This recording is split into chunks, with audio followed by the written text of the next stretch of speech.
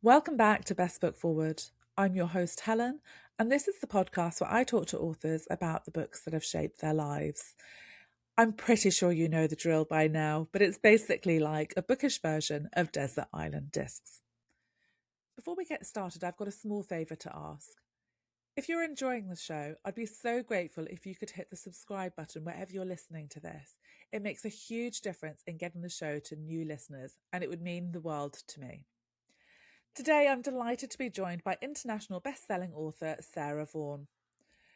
Sarah is the Sunday Times best-selling author of Anatomy of a Scandal, Little Disasters and Reputation. And Anatomy of a Scandal became a global #1 Netflix series, which was watched for over 200 million hours in its first month. Little Disasters was adapted for Paramount Plus in 2025, with Reputation also heading to the screen. Before writing fiction, Sarah spent 15 years as a journalist, including more than a decade at The Guardian, and this experience informs her powerful, thought-provoking thrillers. Sarah joins me today to talk about her latest novel based on a true story, which is a brilliant and compelling read. The novel centres on Dame Eleanor Kingman, a beloved and famous children's author preparing for an extravagant 70th birthday celebration. As guests begin to arrive, bringing secrets from the past with them, Eleanor becomes increasingly unsettled by a series of anonymous emails threatening to expose the truth about her mysterious past. In today's episode, we'll be talking about the inspiration behind Based on a True Story, Sarah's writing process, and her experience of seeing her work adapted for the screen. And of course, later in the show, we'll also talk about the books that have shaped her life. So let's get straight into it and give Sarah a warm welcome to the show. Sarah, welcome and thank you so much for joining me on Best Foot Forward today. So lovely to be here. We've just had a lovely chat actually before we've come on. We've sort of talked about everything, but we're here to talk today about your new novel based on a true story, which is out now in hardback. I love the cover. I also love the title as well. I think it's a really great title. But do you want to start off by telling everyone what it's all about? Based on a true story, it's a psychological drama about power, money, lies, and family narratives. It starts with a body found on a storm-lashed North Cornwall beach. Dame Melanie Kingman is a famous children's author, and she's gathered together her family and friends to celebrate her 70th birthday party and her latest #1 bestseller. But somebody's been sending her emails threatening to expose something that happened 50 years ago, which is a narrative she's built around herself. Can she sort of unearth him or her and maintain the fiction on which her legacy and her multi-million-pound career depends? It is so brilliant. It's such a great opening as well. I just said to you, it's one of those books that I was like, just one more chapter, just one more chapter, like throughout, and I couldn't put it down. It is brilliant. So should we go back to the beginning then and find out where that initial spark came from? What was the moment that set this novel in motion for you? Well, I suppose I realised I like writing about power and I like writing about social mobility and power dynamics, whether that's, abuse of power in Anatomy of a Scandal or I guess reputation or, judgment that's made in Little Disasters.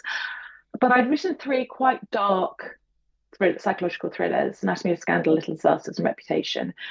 And we'd all gone through the pandemic and we'd all also experienced, you know, um, Russia invading Ukraine. This was before Gaza.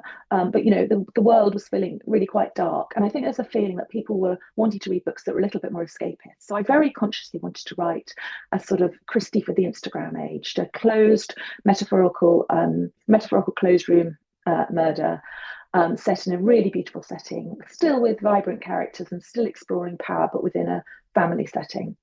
And I realised that I'd written a lot about motherhood. Apart from Anatomy, all of my books have got sort of touch on motherhood, obviously really overtly in Little Disasters, but also Reputation, and my first and second novels as well, which are women's fiction. But I'd never really written about siblings at all. And I'd watched this book is kind of a feminized King Lear, and I'd watched Succession, which is obviously based on Lear and the Murdochs, but has a patriarch as a main character. And I thought about what about if I make it as a female character, a mother and her three daughters, and what if I sort of slightly subvert the three daughters so that the Goneril and Reagan figures are actually good daughters, dutiful older daughters, And maybe the Delia or Cordelia or Delia figure as she is in this is perhaps a little bit more subversive, a bit more of a sort of typical spoiled third child, indulged third child. So really, it was a combination of that. And I've also always been fascinated in children's authors. So when I was coming to think of, I really like writing about strong women. So I've got in anatomy, I've got, a barrister, Kate Woodcroft. In Little Disasters, I have a paediatrician. In Reputation, I have a female Labour MP. So I wanted another really strong, successful woman. And I thought, and an older woman. And my fascination with children's authors kind of fed into thinking, oh, actually, she could have built a big literary empire by being a very successful children's author. So those were all the different strands that came together. I love that. We're going to talk about sisters. We'll talk about children's authors as well later. I think that's so interesting what you just said about like the sort of Christie for the Instagram age, because without sort of realizing it until you said it, there's been a few sort of thrillers recently that people have said, talk to me about, and I was like, oh, it's a bit dark. It's a bit too dark. And I was like, I think that's what I'm sort of, I mean, I'm, in outside of thrillers as well, I am definitely sort of leaning into the feel good reads as well. And this is brilliant. It's such a great mystery. I didn't show you, I've been sort of tabbing Oh, my way wow. through. I always do, because I always try to work it out and I never do. So it's kind of That's me brilliant. me tabbing and just not getting it anyway. So bless my heart for trying.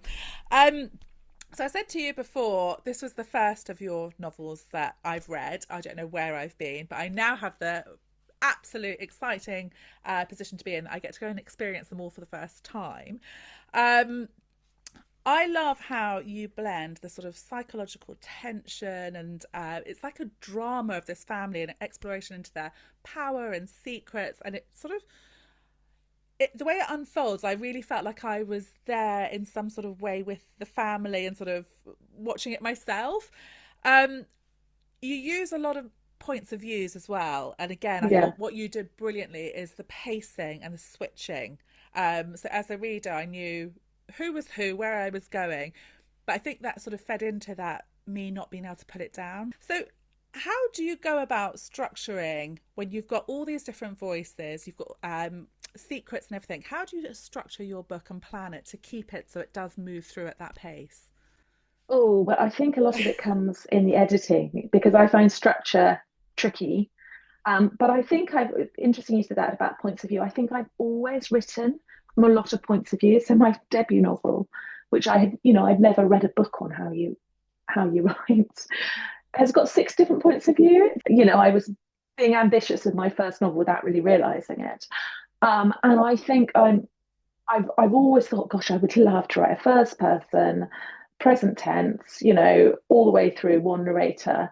But I've never been able to limit myself to, I'm quite an indecisive person. I've never been able to limit myself to one person's perspective or understand how, you in a mystery, you couldn't possibly know what was going on if you're just doing it from a very narrow point of view. So I've always written from lots of different points of view. And I hadn't actually realized that that's something TV really likes. So that's, I think, why my books have been translated. I've had 2 TV adaptations and another one being developed at the moment. So it's because stories are told from lots of different angles, from lots of different viewpoints, from lots of different cameras, so to speak. So sorry, but going back to the pacing question, I suppose I don't plot all the way through at all. I wish somebody was telling me on a podcast last week about someone who does an Excel sheet with, I think actually Licky Smith might do this with different cells and color coding, and they know exactly what's happening. But I can't do that because I don't know how to do an Excel spreadsheet, and I've never been able to make it work the tabs properly. I do have a lot of post-its lying around, so I'm sort of trying to write points of view like that. And on this wall, I have a wall with lots of different points of view written down. But I knew when I start off, I had a very clear sense of, who Eleanor is, what's going to happen. I didn't know every little bit, so I didn't know the exact nature of the past revelation about her, but I knew the final scene, and I worked out the characters before I started. So then I just sort of start, and I don't think, okay, every third chapter is going to be Eleanor, because maybe she needs 2 chapters on the go, but I tend to alternate different points of view between different chapters. And I know it seems a bit basic having the name of the character at the start of the chapter, but it somehow enables me to keep tabs on, is everybody getting a balance? And then I have subplots like Tom, the husband of one of the three sisters, Gilly, Rachel, and Delia. And Gilly's single, or potentially not by the end. And Rachel has got a husband and children, and Delia is much younger, and she's single too. But Tom has got himself into a real scrape, hasn't he? And his subplot enables us to have a sort of a ticking clock and a sense of a chase and a sense of propulsion through that. So I knew that I wanted to roughly balance the three daughters' stories. Gilly's a little less, isn't it? But Rachel and Delia, we're kind of getting a good sense of that. So I don't know. I just get going. I might plot out the first few chapters, and then I suppose I get my confidence back. And then a lot of the pacing, I think, comes through the edit. And just thinking this is a bit sluggish. A lot for me will be that I'll have described hedgerows too much. But yeah, I think just really being conscious all the time, and I think the post-its help. Of the main driver of the story is Eleanor, and all the different red herrings that are sort of related to that. But we've also got the Tom story, and we've got each of the sisters. But sometimes I'll be thinking, oh, I haven't heard from Delia for a while, so I'll sort of stick in a Delia chapter, or I'm just consciously. It's like cooking a lovely meal with lots of different saucepans going. It's kind of trying to get the timing right, isn't it? And I consciously as well, sorry, for pacing and that sort of propulsion.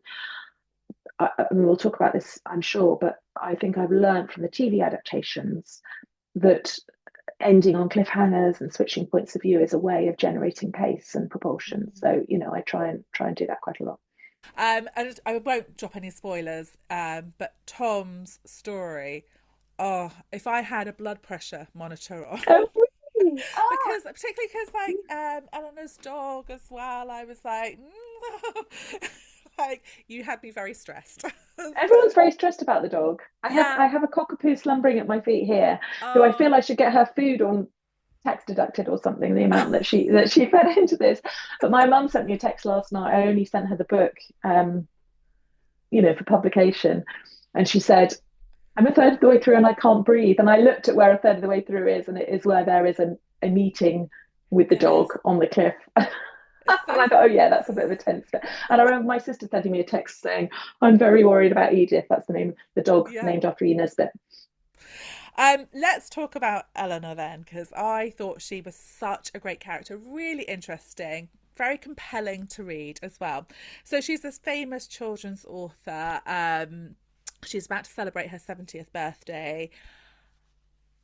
So I found it really interesting reading her because it got me thinking about children's authors as well, and how it sounds so lovely they're creating these stories that our children adore, but quite often around some of the more famous children's authors there's elements of darkness and sort of stories around that sort of make them not the sweetness and light that we might imagine from seeing them on the page. As I was reading Eleanor, I was really thinking about Enid Blyton as well. She was obviously a mother as well, and her children sort of relationships has been talked about. So it made me wonder then, was Eleanor based on somebody, or is she completely your own creation? Yeah, children's authors were a huge inspiration. Sorry to interrupt then. And you're right, Blyton as well. I think she had three daughters. And I think I'd seen a documentary, and I subsequently read a memoir by one of her, this was years ago, by one of her daughters. And they talked about how she would have these sort of tea parties for chosen readers, and she would be terribly charming and gorgeous, and then she would be really vile to her own daughters. So there was this real disconnect between the public image and the private reality. And I'd also been really conscious as a child. I'd gone to the Dartmouth bookshop. I'm from Devon. The Dartmouth bookshop of Christopher Milne, who is he's dead now, Christopher Robin, A.A. Milne's son. I'm being told by my dad, you mustn't mention, it's like saying don't mention the war, isn't it, in Fawlty Towers? It's kind of don't mention that he's Christopher Robin. So of course I said, where's Christopher Robin, as a 8-year-old child or whatever. And I've since read The Enchanted Places, which is Christopher Milne's memoir, in which he talks as well about how difficult it was, that he was kind of preserved as this child with a pudding basin haircut and a smock, and then he went off to, I think his mother wanted him to be a girl, so he was dressed almost like a girl. I think it might have been she'd had a miscarriage or a stillbirth before him, I think something like that. And he would, be preserved as this young child, and these the Shepherd line drawings, he was really preserved as that child, and then obviously had to go off to a public school, boarding school, and be this Christopher Robin. Can you imagine how embarrassing that was? And but also his father, kind of, I think there was a different sort of relationship there of a similar sort of era, golden age of literature to children's literature. There's also Kenneth Grahame and Alice Nutley, and both of their sons, I think certainly in Kenneth Grahame's case, was an only child, died by suicide when they were in their early 20s. So, there's this real history, I think, or there was this real awareness of children, of children's, or very famous children's authors who'd been really quite troubled. And I just thought that was really fascinating. I think all crime fiction, and certainly all psychological suspense, explores the disconnect between appearance and reality, and the dark secrets underneath, and the image that's portrayed. And I just thought that was really worth exploring. I also think, to bring it to the present day, we're going to have a real issue with all these influencers who are curating their lives on Instagram and deploying their children, and earning hundreds of thousands of pounds by dressing their kids in matching outfits or whatever. And I do think going forward there's going to be real lawsuits brought about consent, because these children are being monetized and depicted in this very idealized, curated way. And quite clearly children don't always run around in frilly dresses or matching pajama sets. They're visceral and angry and lively and combative, and children are not, I've got two children, I've got lovely children, but they are not just as they're presented on an Instagram page, are they? So I think that's a different sort of parallel, which I don't quite explore here, although Delia, the third daughter, is a influencer.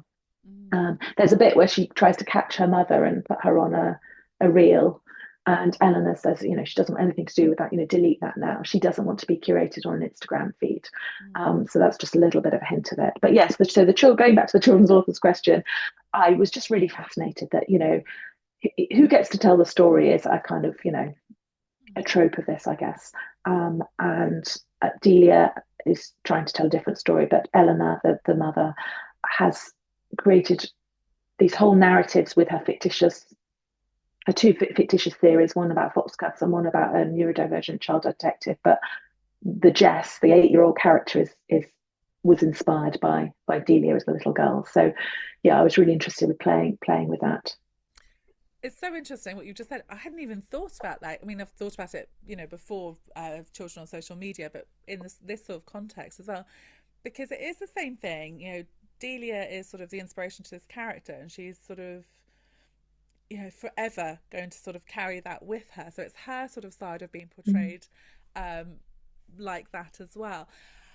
With Eleanor, and be very careful to sort of the spoiler territory, it makes me wonder as well. I mean, you see sort of why Eleanor is the way she is as we sort of uncover some of the secrets that have happened. And it makes me sort of wonder, is like part of her and part of some of these children's authors who tell these beautiful stories but have a sort of darkness, is it their way of wanting to sort of escape the things that, trouble them as well?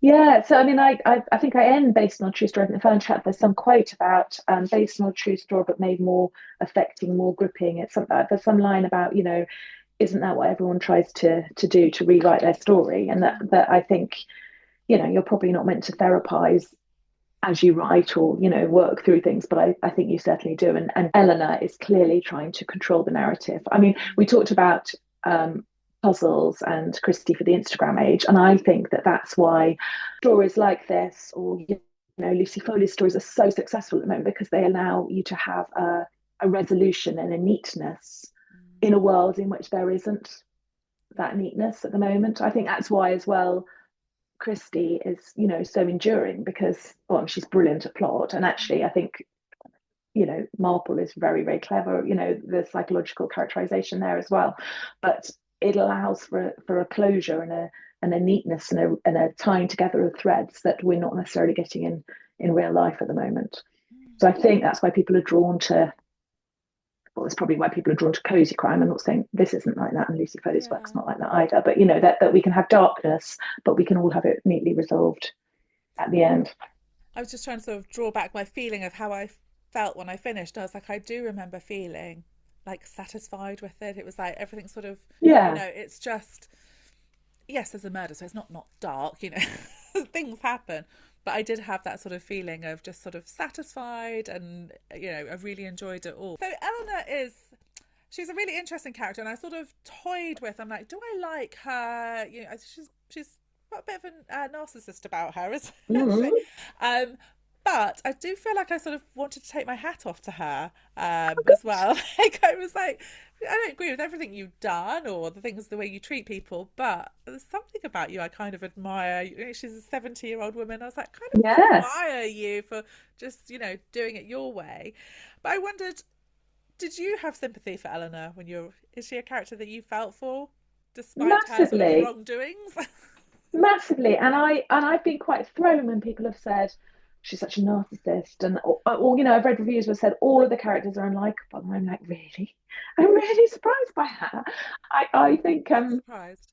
yeah, I mean I think they're all relatable. I mean I think she is monstrous in some ways, but I completely understand why she is like she is, and I love creating her because, as I said, I wanted to write another strong woman, and I wanted to write because it's a Lear, it was obviously going to be an older woman, it's based on Lear.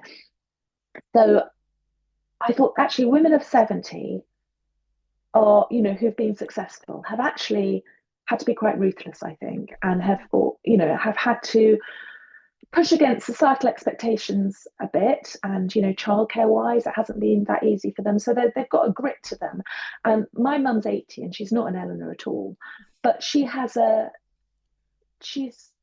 very competent. She's very capable. She gets on with it. I think boomers are maligned Mm. quite a lot because, they have benefited, certainly as millennials or, Gen Zs would say, they have massively benefited from, property price boom. And, they were the generation that didn't have to go to war, and they benefited from free student grants, and they've kind of incited sexual revolution and all these things, but they've gone through massive societal change, I think, from being, my mum always says, well, we were brought up by Edwardians. So she was born in 1946.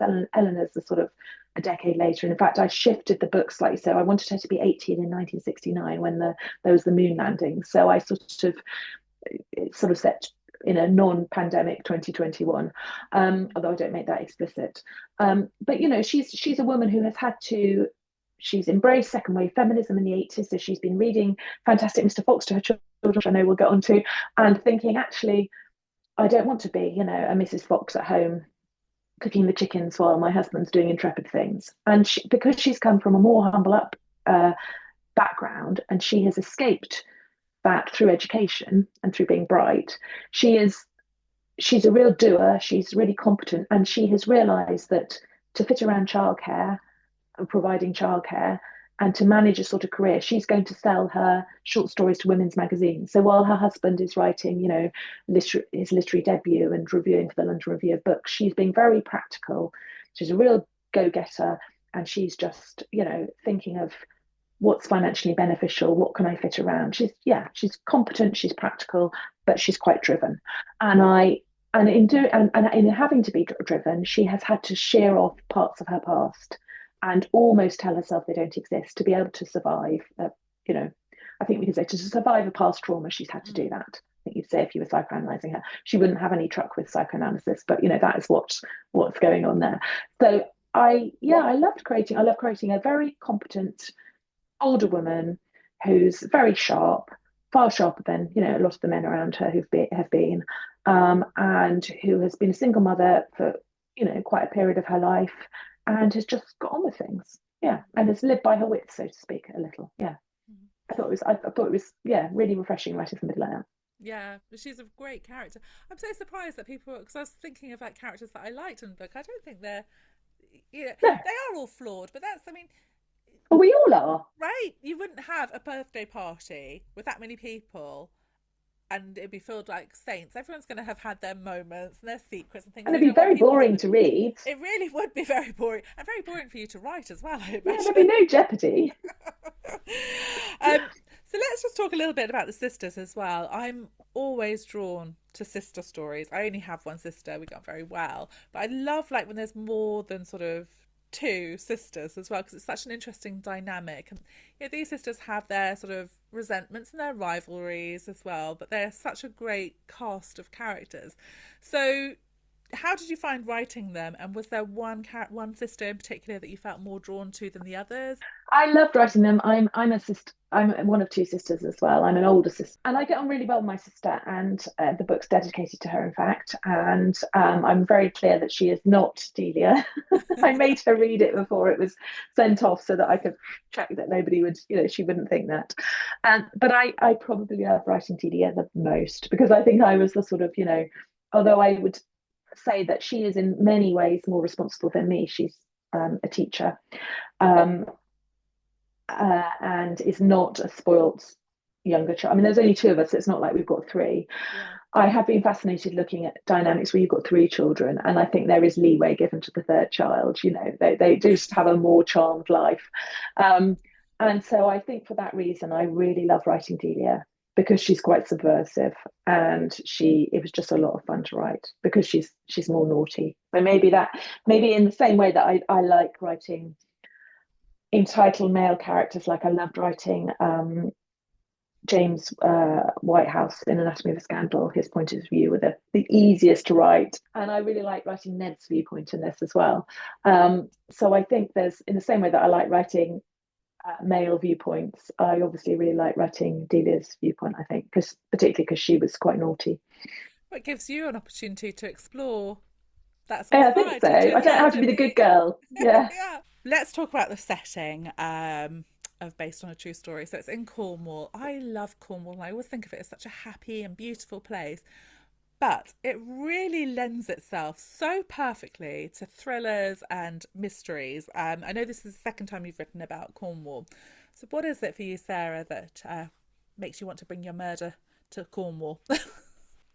Well, I think just practically, um, Cornwall is a great place to have a death because you've got high cliffs, you've got tides that might impact on things, you've got phone signals that probably don't work, which literally is an issue on bits of cliff. So, and the difficulty of getting somewhere in time. So, sort of practically and geographically, it's good for murder, so to speak.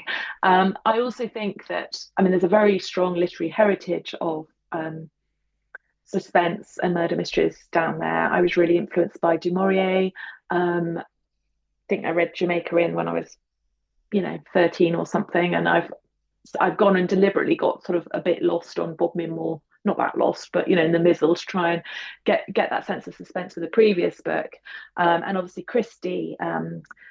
I know we'll talk about this later, but that's an influence. She had a house just over the border in Devon in Greenway, and and then there were none. I know that's in Devon, but that's everybody travelling down to an island set off there. I think the sense that it's a peninsula, certainly growing up down there, I felt very cut off from the rest of the country. You are quite isolated on a Cornish cliff, and a sense that maybe you can get away with things that you wouldn't be able to get away with otherwise. And then the sort of pathetic fallacy, it is a great way of creating tension by describing, waves lashing against the cliffs, or the wind building, or I was very conscious that I knew it had to start with or conclude, but we'll have it a little bit in the prologue, with a storm, because Lear rages on a storm on the heath. So I wanted to have the elements. I mean, it's very elemental down there. I think there's a line in the book which says that. I know from growing up in neighbouring Devon and spending all my childhood holidays in Cornwall that you can be in a field and there will be rain clouds and thunder and rain. You'll literally see coming down, and you'll have a rainbow and sunshine on the other side of the field. I've been in fields on the edge of a cliff where that's happened, where you've got grey clouds and rain coming down and brilliant sunshine on the other side. So, and there's that line about 4 seasons in an hour, your 4 seasons in a day you can have down there, because you've got such extremes of temperature. So it's a place of extremes. I think it's a place of extreme beauty. It's just, a place of sort of extreme danger, but in a sanitized way. You're not, it's not like you're in the Arctic or something. You have still got a village down the road, or the police will turn up eventually, although they don't really till the end here. Yeah, so I think it's just a brilliant. There is a reason that people, not just me, Hannah Richel, set a brilliant mystery down or crime psychological suspense down there, and there is a reason that people are drawn to North Cornwall, I think, particularly, or West Cornwall. Yeah. It just, I mean, it sets itself so brilliantly in this book as well. It's just fabulous. And it's so visual as It's well, almost a isn't it? character. I always think it's Yeah, a character, really. yeah. So looking at that sort of visual side, we have to talk about your adaptation. So you've had two of your books adapted to screen, and one is in the making, and based on a true story, really needs to follow suit because this would be a great one to watch. So could you tell us how was that been for you to see your work translated onto screen? What's it been like? Well, there's no downside. I've been really both Anatomy of a Scandal and Little Disasters have been made into TV series. I'm really pleased with both of them, largely because they were so true to the tone and the themes of both novels. Um, TV eats plot, so requires more plot. Both of them required a little bit more plot. Um, Anatomy in particular was really really faithful. I mean, there were the Sienna Miller Sophie character has more to do in the show than she does in the book, which I think was a real positive actually. And there are some twists and turns that I think, oh, I really wish I'd thought of that. And the same with Little Disasters. In Little Disasters, the book, there is a quartet of mothers, but two of them are more important than the others, and they're still more important in the show. But the life stories of the other two are built up, and the villain is changed in Little Disasters. And as soon as that happened, I was like, that makes complete sense. That is so good. That is so much better. So it's actually been quite liberating to see the shows obviously meet a far larger audience. I mean, Anatomy of Scandal was watched for 200 million hours in the first 4 weeks alone. It was a global number 1 hit. It was like, in 81 countries, I think it was in the top 10 or whatever. And yeah, so obviously it reaches an audience that far exceeds readers of a book. And because both Little Disasters and Anatomy of a Scandal were about themes that were really, really important to me. So Anatomy of a Scandal is about consent, really, entitlement. And I realized in writing the book, that I was kind of working through a sexual assault I'd experienced in my early 20s. And Little Disasters is about maternal mental health and judgment. And equally, as when I finished the first draft, I realized I'd sort of worked through an experience of something called perinatal OCD, which I had after my second child. So both of them are very, very, they're the books that I guess are closest to that I've shared the most of myself in. And so there is something incredible about knowing that story, which I suppose has been born, both of them have been born from, some of the darkest moments of my life, has been translated onto the big screen or the TV screen and has reached so many people. And the best thing about both of them being made is the messages that I've had from viewers. So I've come off Twitter now, but I was on it when Anatomy came out, and I was getting so many messages from women, some women I knew, but largely like women. All you'd get messages from South Africa and Kenya, and women who were saying to me, that was my experience, or I've realized I've been raped 10 times, or I mean, horrific, or people who said I was a complainant in a rape trial, and this was exactly my experience, or it never actually came to trial, but this was how I felt, and so that,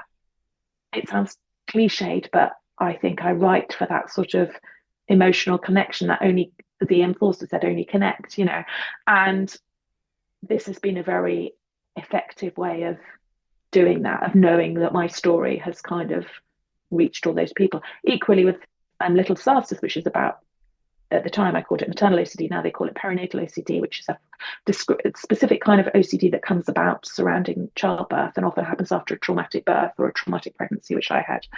And I've had people messaging me saying, I didn't realize that this was a thing. I've been able to go on, I've looked in the back of your book, or I've looked on I've read an article you've written, and I've Googled it and I've shown it to the website to my husband or my child, and I've explained what it was like, or, nobody's understood quite what I was going through in my family until I've shown them this, or, and that has been really incredible. That's been a really incredible way of connecting with people. I mean, I think you write to entertain and to tell a story, but I also try and write to provoke thought, not just to entertain, but to touch people, I guess. That's so interesting. I just want to go back to what you were saying about finding the courage to share your stories of things that have been very traumatic in your past. I always say, I think, reading, yes, it is for entertainment and to relax, but also to see yourself as well in experiences, but also to understand other people's experiences. So the fact that you've shared that and that people are reaching out and contacting you, that's changing people's lives. I think it's probably making people seek help or sort of come to terms with what's happened. So I think that's really important, and hopefully then being translated onto screen as well. It's another audience who will sort of come to understand that. Oh, thank you. Although I think based on a true story is probably lighter. I don't think I Yeah. I don't have the issue that Tom has, for instance, or I Poor don't, there's, Tom. I mean, it was quite research light, which was quite liberating. But yeah, I do think I would like my books to sort of touch people and make them think. I think the books that stay with you are the ones that make you think, aren't they? That are provocative or that touch you in some way. Yeah. I think there's a place for all of them, isn't there? Sometimes Mm, I do just want to just fly through something. yeah. So, based on a true story, is out now. It's in hardback. It's a brilliant read. It's one I would highly recommend. So do go and pick it up and enjoy. Okay, Sarah, we're going to talk about the books that you've picked, but before we do, just to remind listeners that all of the books that we talk about will be linked in the show notes, so nice and easy for them to find.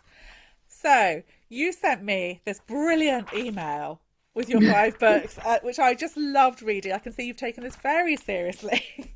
So how did you find choosing your 5 books? I really loved it actually.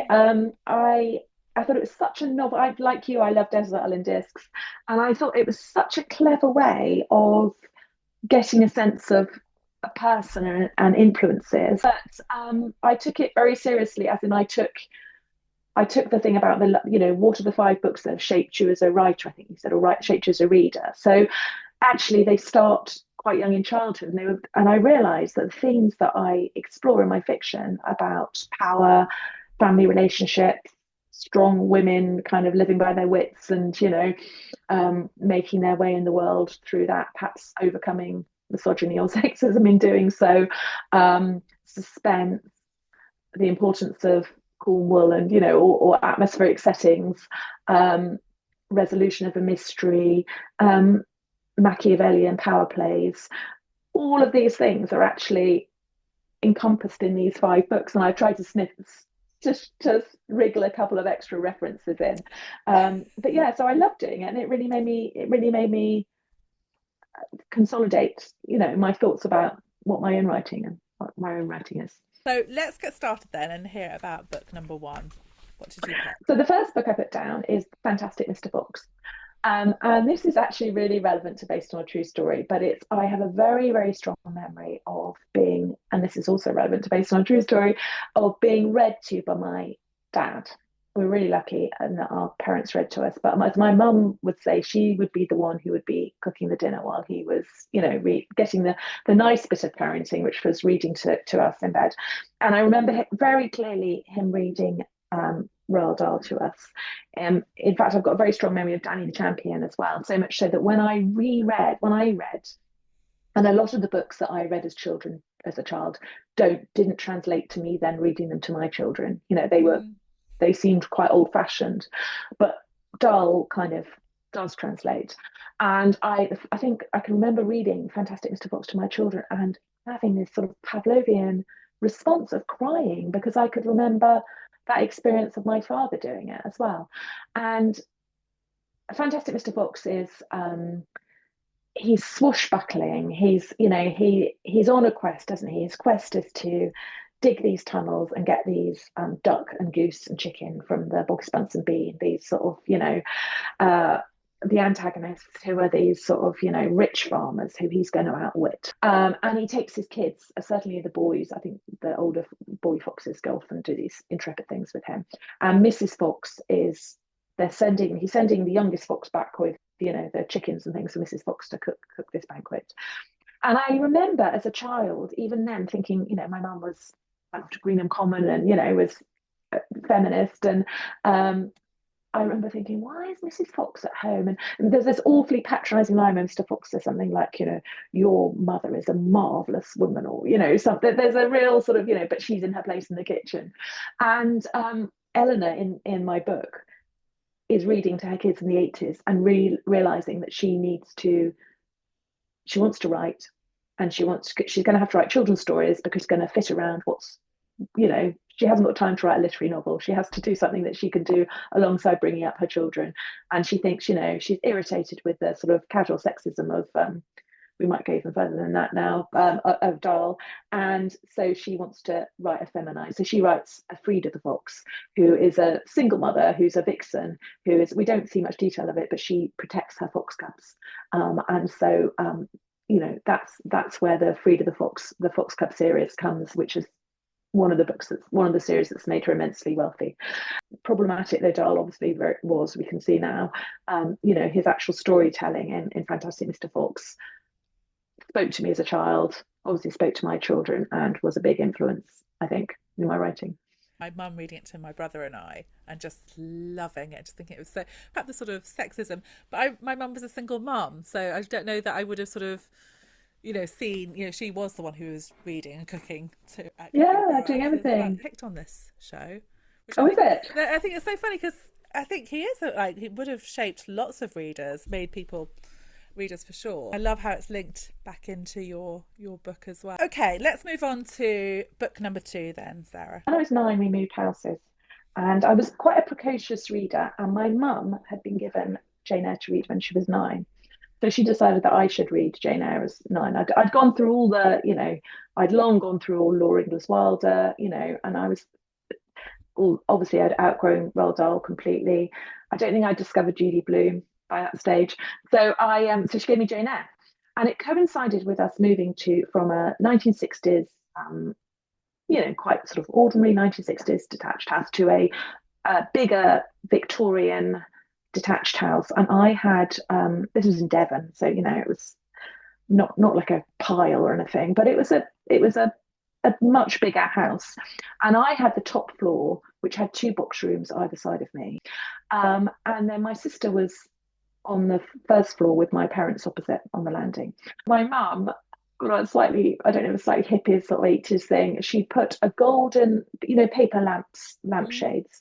So the light outside my bedroom had a sun lampshade, so it was golden, and she thought it would be really lovely, like sort of golden sun outside my bedroom.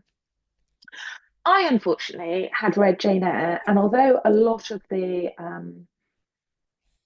loads of the nuance obviously completely bypassed me as a 9-year-old, and I probably, a bit like Emerald Fennell with, seeing Heathcliff as a romantic hero, I think I thought Rochester was a romantic hero.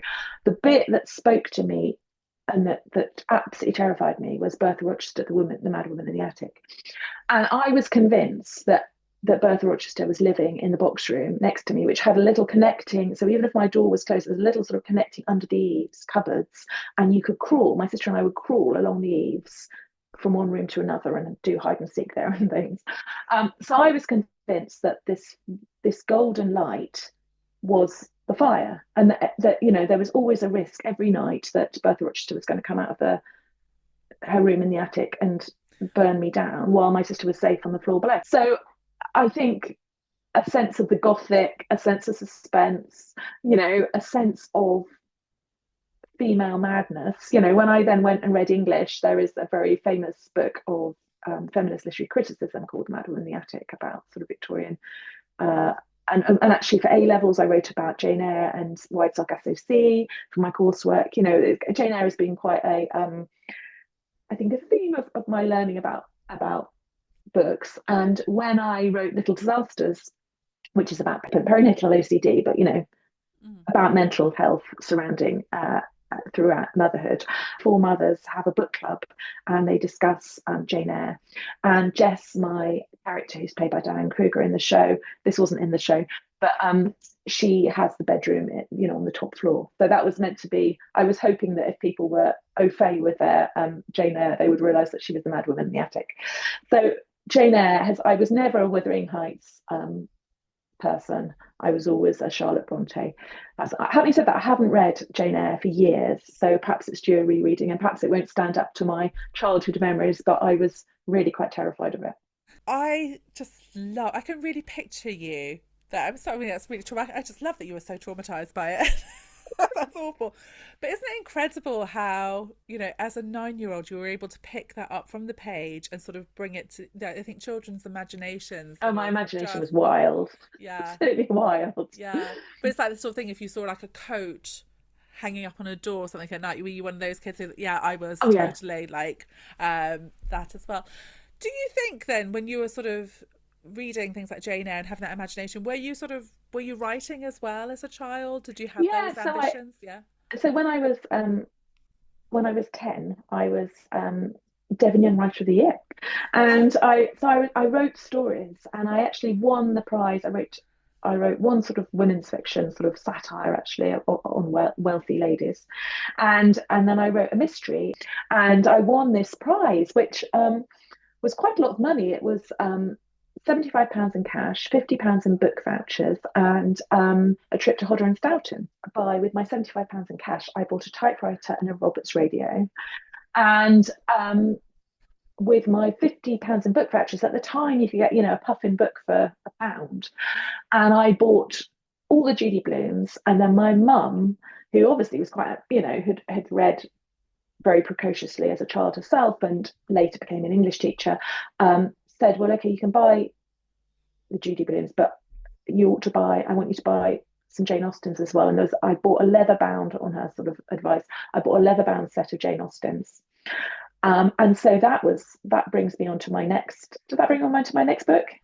no, you're jumping one, Oh, but I'm we jumping can one. jump Okay, one. Do let's jump one and uh, let's jump one and then we'll go back. Shall okay, we? yeah, fine. So that brought me on to Jane Austen. I was probably about 13 by the time I actually started reading her, and she is another of my choices, my fourth choice actually, because I remember having a real sort of epiphany as I read Pride and Prejudice, and it was Jane Austen describing Mrs. Bennet, and it was the first time I was conscious of the author trying to convey something that wasn't just on. I was the first time I was aware of subtext, basically, and it was what I'd later go on to realise was, her use of free and direct speech. So we're in Mrs. Bennet's head, but the choice of language and the observations that Austen is making is allowing her to be subversive and satirical and sly about her. And it was a real light bulb moment for me. I was just fascinated by. I wasn't deconstructing it, I was 12 or 13, but I was just really fascinated by that. I suppose it was the first time I'd sort of been conscious of satire, and I think there's a slightly satirical aspect to some of my, you know, depictions of characters based on a true story. And I love things like Succession and The Thick of It, and W1A and all those things. So I think that satire is really important to me. And I think I went on to say in my email as well that when I went to university, the paper that was my strongest paper, and that if I'd got a first, which I didn't get, I wanted to do an MPhil in this area, was sort of 18th century satire. So I love Tom Jones and Fielding and Swift and Pope and Earl of Rochester and all these writers who I don't read now at all, but I found it really fascinating the way in which they were playing with language to sort of subvert the people they were talking about. So Austen was my introduction to that, and I would say Austen also taught me about power dynamics and the importance of agency for a female character, because there were these very narrow societal roles they were expected to have. And Lizzie Bennet gets the big house, and Mr. Darcy through her vivaciousness, really, doesn't she, and through her wit and her intellect.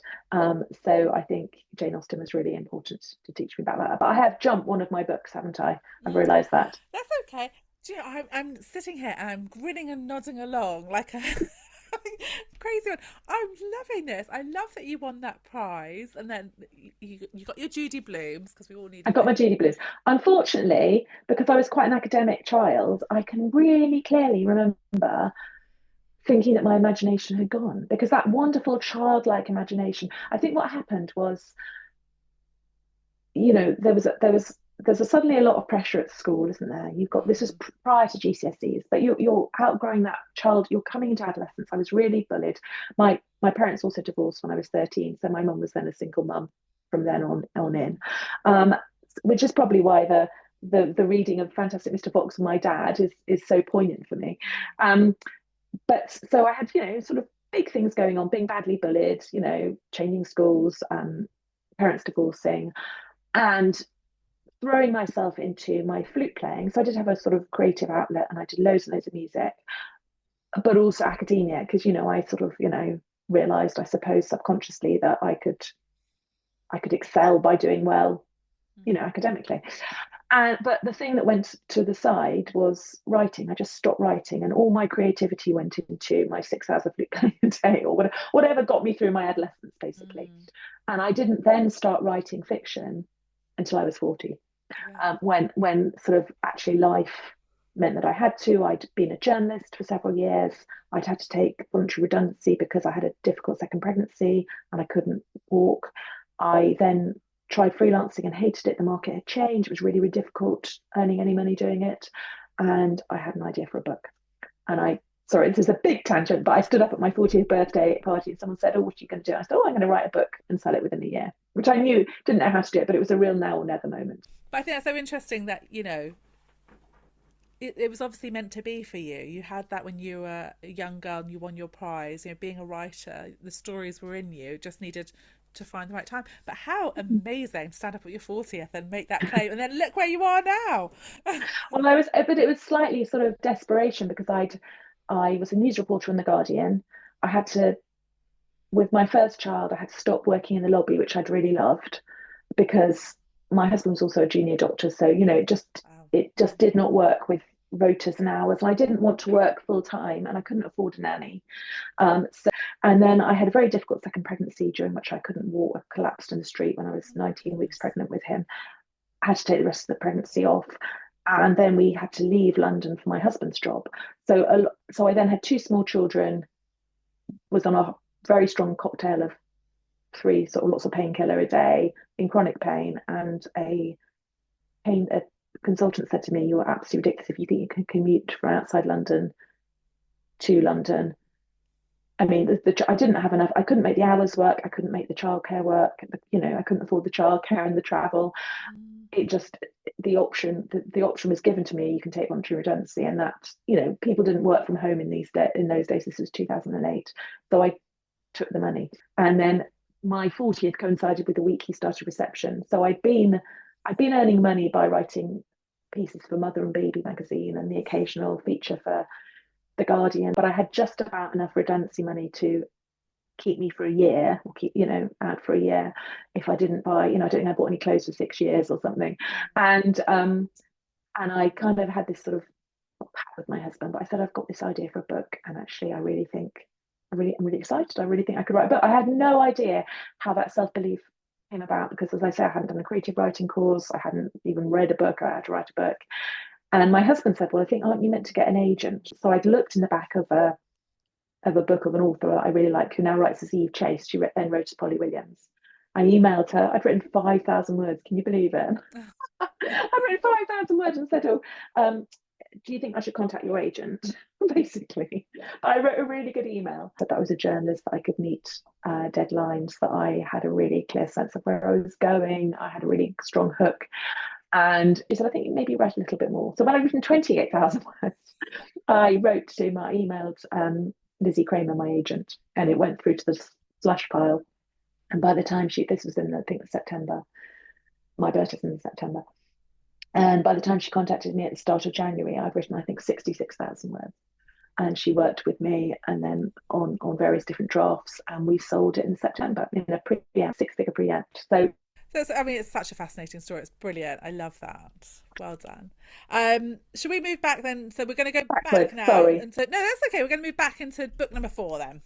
So which is So I chose And Then There Were None yeah, because I said to you I could have very easily have chosen Du Maurier instead. At this time I think we did Jamaica Inn at school, and then I read My Cousin Rachel, and Rebecca. But I listened to the podcast before this, which was Ruth Ware, yes, and I know she's chosen My Cousin Rachel. I just have a bit of a shout out to My Cousin Rachel. I'm actually listening to it at the moment as an audiobook, and it's read by Luke Thompson, who was the very first James Whitehouse. So in the audiobook of Anatomy of a Scandal, he is James Whitehouse, and he's also Benedict Bridgerton.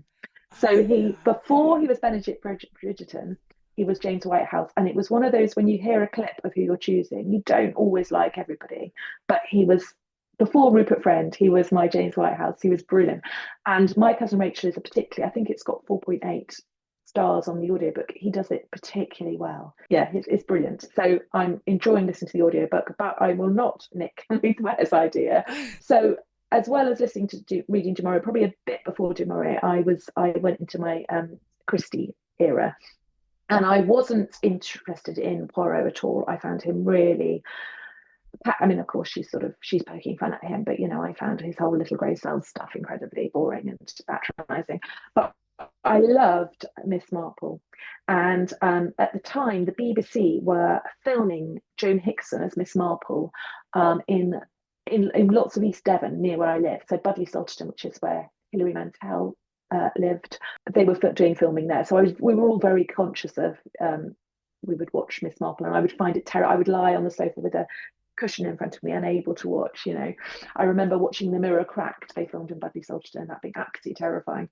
But the book I've chosen is And Then There Were None, which there is a reason. I googled it, and it's sold over 100 million copies, and it is thought of as the best, the most successful mystery. And I deliberately tried to lean into that with based on a true story. So that idea of people going somewhere remote. So it's Indian Island, isn't it? Which I think was based on Burr Island. Christie went to Burr Island to write it, and we've holidayed quite a lot in the South Hams, particularly Bantham opposite Burr Island. We've stayed at. And there are lots of characters going down on the Aisha in here gets a train from Paddington, and I'm consciously trying to give a little bit of a hint about that she's sort of been summoned down to this house in Cornwall, just over the border, but a bit like And Then There Were None. And what I love so much about And Then There Were None, rereading it recently, was you've got, I think you've got 10, although you've got a sort of an omniscient narrator, it sort of ducks into the 10 different points of view of all the characters, and I think maybe a servant as well. So she's not worrying about there are too many viewpoints. She's just going for it, and each of the characters has got a really realised backstory. They've all got a reason to be victims, haven't they? I just thought that she's so layered and she's so brilliant because they've all got perfectly credible reasons to be killed, and they've all got distinct voices, and you get a really good sense of the distinct personalities from it. So have you read it? no, I haven't. Yeah. Oh my gosh. Oh right. Okay. You have to go away and read that. But it's really quick. I mean, I think her books are probably like 60,000 words or something, aren't they? Yeah. And they're quite slim. Okay, let's move on to your 5th book choice then. So we've got Bring Up the Bodies. This one is a book that I read as an adult. And I think I've said in my notes, there are all sort of other things, aren't there, like Gatsby and Ripley and Fingersmith and The Secret History and lots of other things I could have chosen. But this, I think, encapsulates for me, well, two things. It's Bring Up the Bodies by Hilary Mantel, which is the second in her Cromwell trilogy. I'd obviously read Wolf Hall beforehand, but I think Wolf Hall's a little bit less accessible. I think she consciously tried to make it a little bit more accessible, this one. And this installment is also really good because it culminates in the death of Anne Boleyn. So there's quite a lot of plot that happens. And what I think I learned so much about this is Mantel writes it in a sort of closed third person consciousness, as if it's largely all in Cromwell's head. And you're so seduced by him, by having this access to his thoughts, his inner consciousness, that I found myself really quite seduced by this character. He's so vibrant, and he's experienced tremendous loss in this, and you really believe his viewpoint all the way through. And then you start to realize actually he is this he's quite Machiavellian, and in the Tudor court he has got to make power moves, and he's actually got to be, and this comes across really well as well in the BBC adaptation. He's really got to be watching his back for a mercurial Henry VIII. There's this terrific line where he's been charged with finding the courtiers who are alleged to have had affairs with Anne Boleyn, so that then Anne Boleyn could have her head chopped off, basically. So he's got to find the courtiers that he believes have been having an affair with her, who include her own brother. And there's this quote, which because I've been so seduced by him reading it, it came almost as a sort of like a visceral sort of blow. I felt it was a real sort of moment. So Mantell says he needs guilty men, so he has found men who are guilty, though perhaps not guilty as charged. They haven't had affairs with, they haven't necessarily all had. He thinks they're culpable of something else, which is mocking Wolsey, who is his sort of mentor.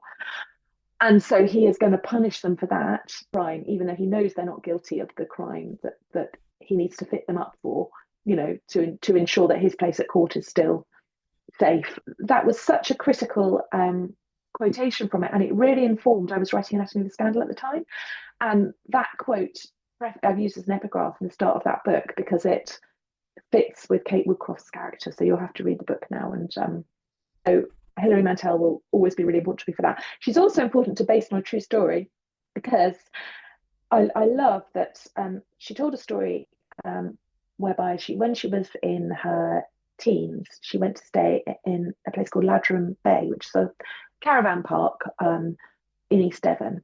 And it's not particularly smart at all.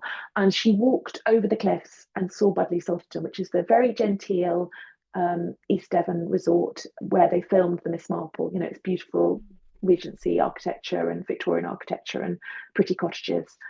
And she decided she was going to live there one day, and she did. And she bought, I think, 2 apartments overlooking the sea, right on the seafront. And whenever I've gone to Budleigh Salterton in latter years, I've kind of tried to imagine her writing there and known she's been there, and tried to sort of by osmosis to sort of, this is her view. I'm going to take another video of it. I was there in November thinking of her, and that story of a famous author from a working class background seeing somewhere beautiful and having that aspiration to live there feeds into Eleanor. So I have Eleanor walking at 19 and sees this beautiful house at 19 and vows she's going to live there. And then at 70, she's able to purchase it. So there's a little bit of Hilary Mantel based on a true story as well. I love that. I love how you've linked it. You've also given me hope because I have tried Wolf Hall, I think, 3 times, and I just get so like muddled with it that I'm like, Yeah. oh, I don't know what to do. So, do you think I could skip forward then? I think you could if you watch some of the TV series. Yeah, I think the characters are very difficult. The original Wolf Hall series is books 1 and 2, and book 1 she does a lot of Cromwell, he says, and I think people said that is actually it's quite mannered and it's more difficult. Bring Up the Bodies is much easier to understand, but okay. I did have to have a list of Norfolk equals whatever Norfolk's name is, and who Anne Boleyn's related to and who Jane Seymour's related to. You kind of have to have that. I mean, it's in the front Yeah. of the book, but you have to kind of have that in mind. But yeah, it's much more accessible, the second one. Okay. So, if I said you could only read one of those books again, Oh, I forgot on that the, was a question. that's okay. So, of the 5, which one would you pick if you could only read one of those again? I think it would be the Austen. Yeah, Yeah, which is not very suspenseful, is it? but it's comfort, right? Like it's a nice one that's familiar and I just think her lightness of touch, but also she's saying a lot about society and family, yeah, isn't she? She's saying a lot about sisters. yeah, Um, and I just think she just, yeah, she made, I think if I only had one book, I'd be feeling a bit bleak. I'd need something that made me smile, I think. yeah. I would never do that to you, Sarah. It'd be really mean. Oh, Sarah, it's been so much fun. I've absolutely loved chatting to you. Thank you so much. Thanks for having me. It's been lovely. I really enjoyed that conversation with Sarah, and I hope that you did too. Based on a true story, Sarah's latest novel is out now in hardback. It is a great read and one that I would highly recommend. As always, all of the books that we've talked about today are listed in the show notes with links to buy, so they're super easy for you to find. I'll be back next Thursday chatting to another author, and I really hope that you'll join me for that episode too. Thanks for listening, and see you next week.